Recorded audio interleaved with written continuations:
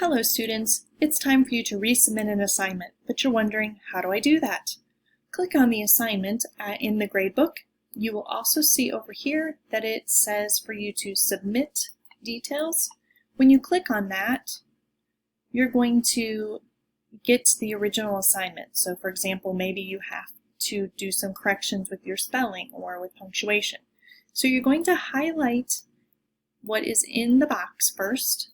You're going to Command C for copy, click Resubmit Assignment, and when you get to this screen, a new box will open up at the bottom.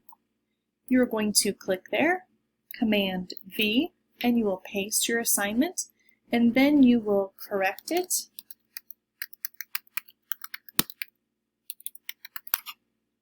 And once you click the correct that you are done with that one, you submit the assignment again, and now your teacher will have it.